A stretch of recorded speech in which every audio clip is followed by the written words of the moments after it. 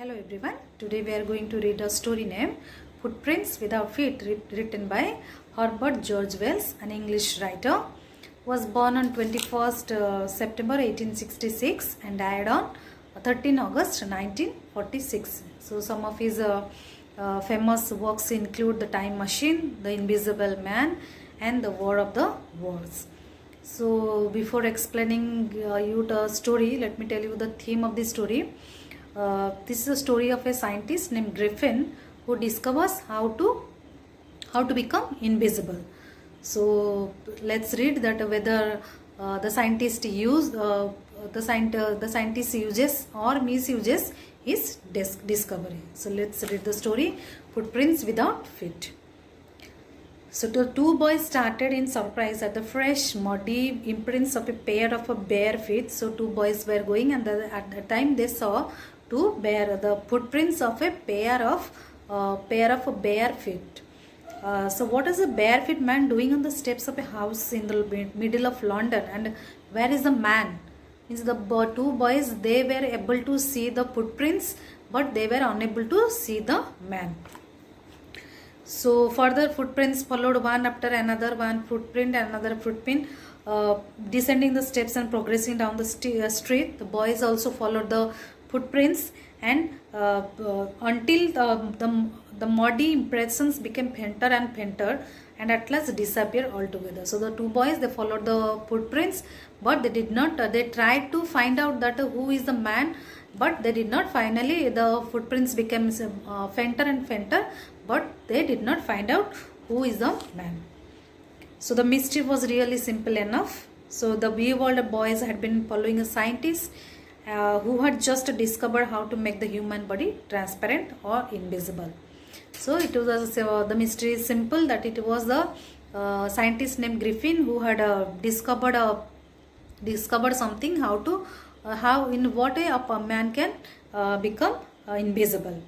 Griffin, the scientist, had carried out the experiment after experiment to prove that human body could become invisible. Finally, he swallowed certain drugs, and due to that his body became as transparent as a sheet of glass.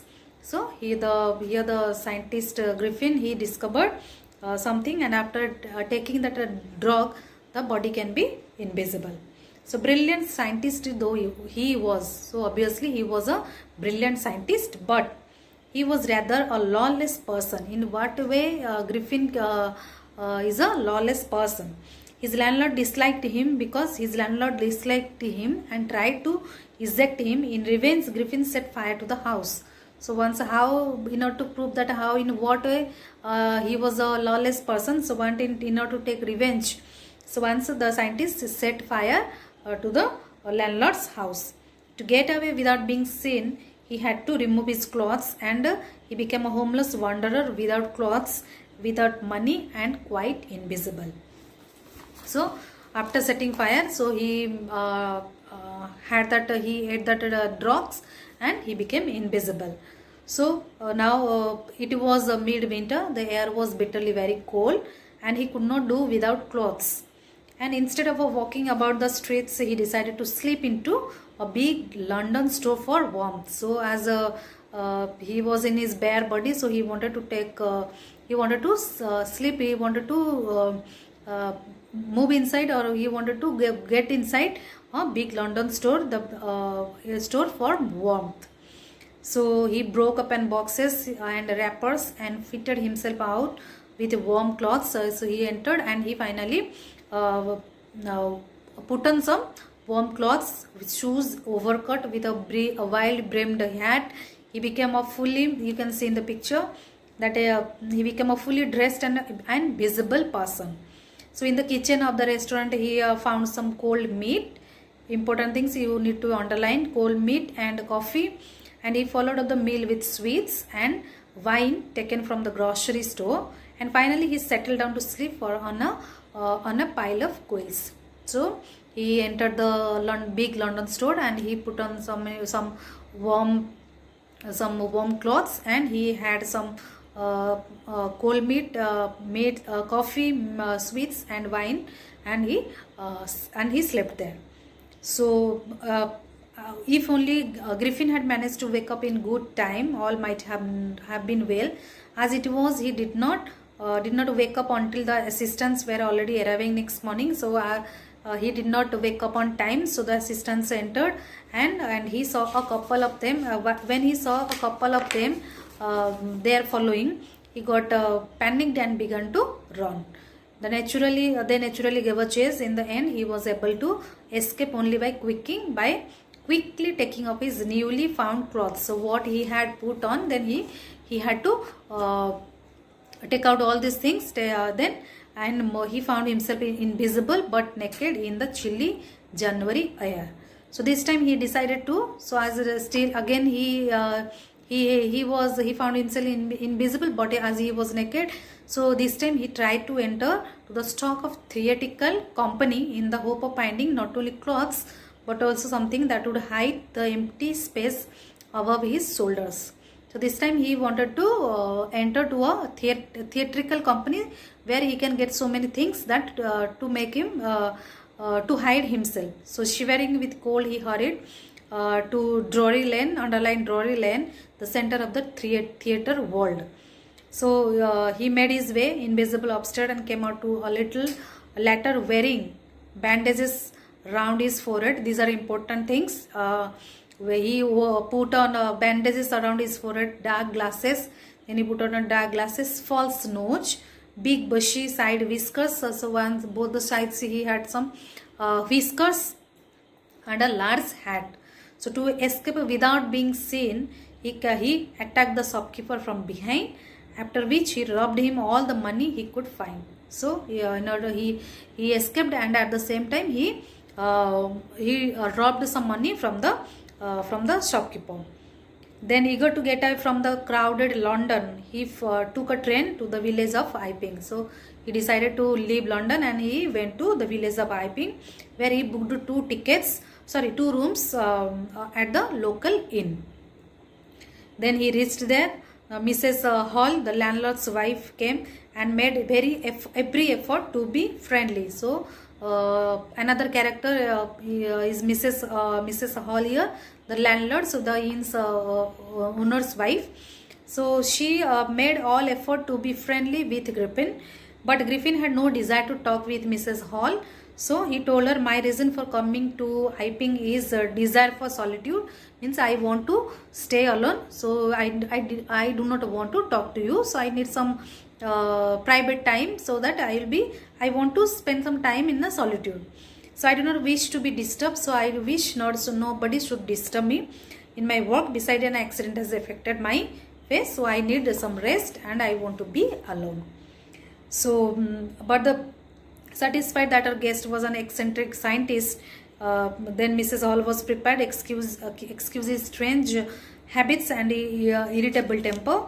But the stolen money did not last. He had stolen money. He had stolen money from the shopkeeper, but it did not last long.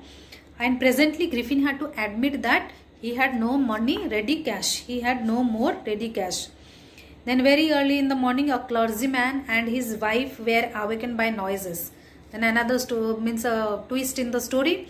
The next day, in the morning, a clergyman and his wife were awakened by noises in the study. So the couple heard some noise in their home. So they heard the chink of money being taken from the clergyman's desk. So they heard the sound of the chink of money.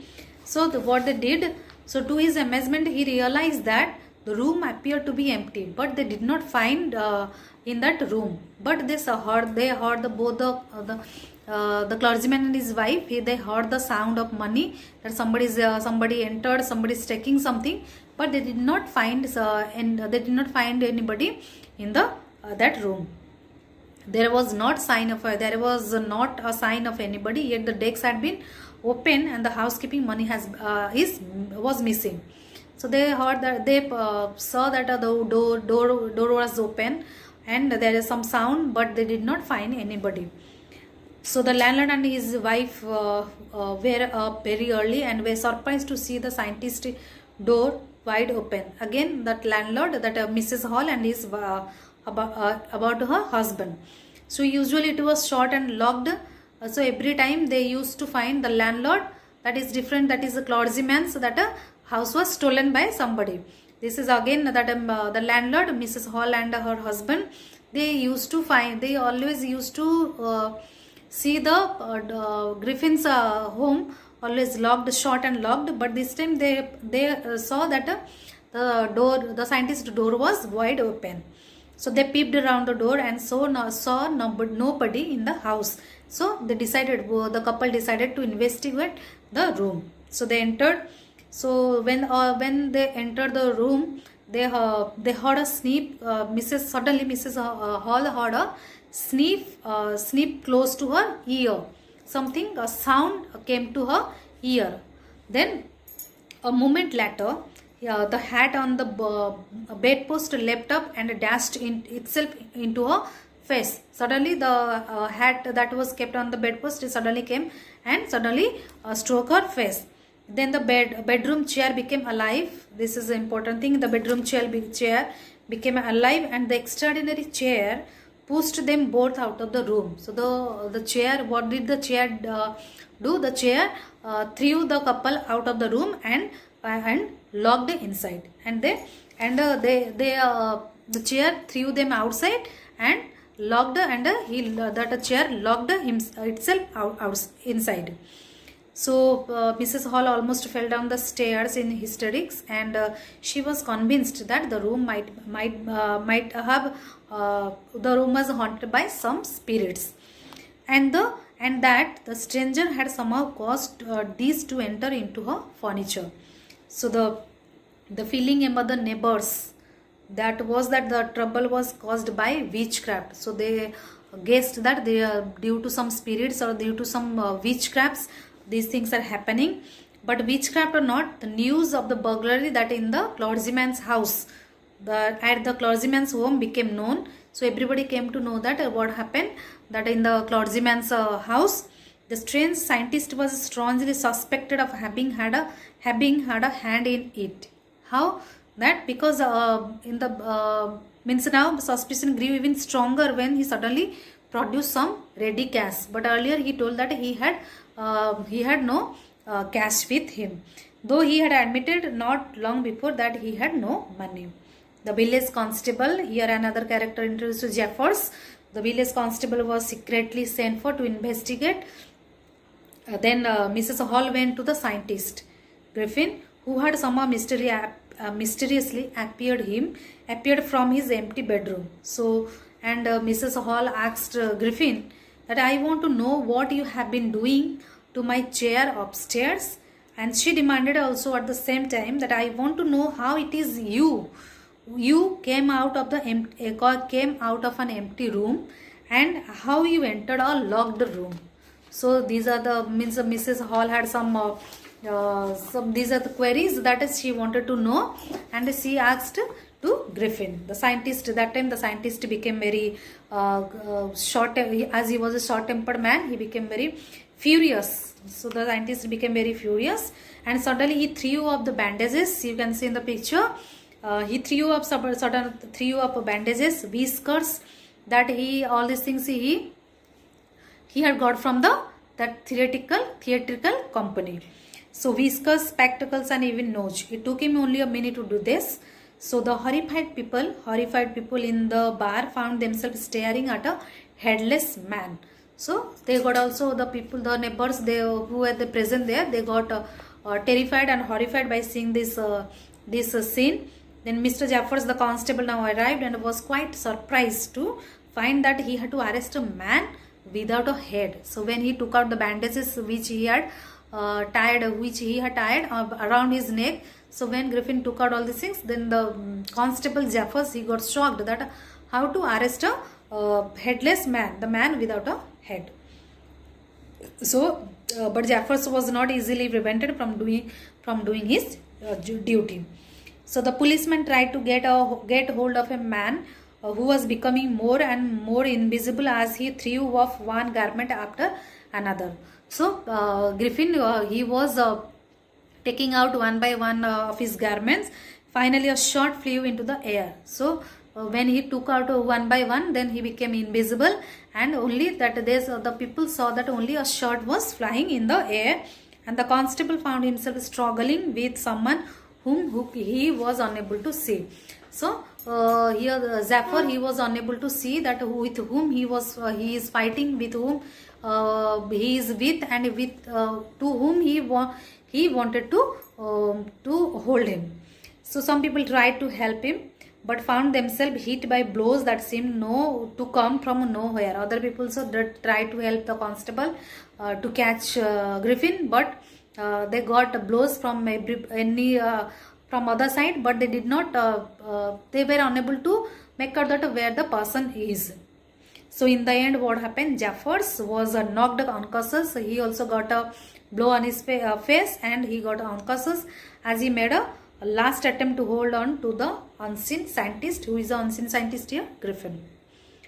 So there were nervous, excited cries of hold him. So everybody, those who were present there, all the people, they were crying to hold him, hold the person, the invisible man. But this was easier said than done. But it was easy to tell that to hold on that person, but it was very difficult on the part to find out the invisible man.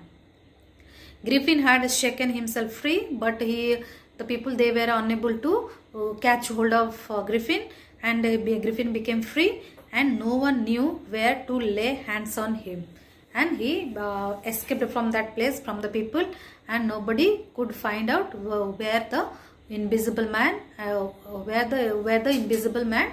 went. So see that the Griffin, the scientist, though he was very brilliant, he had done a very good experiment, but you think that whether he used it in a proper way or he misused his discovery. So hope children that you all enjoyed this story. Thank you very much. Thank you.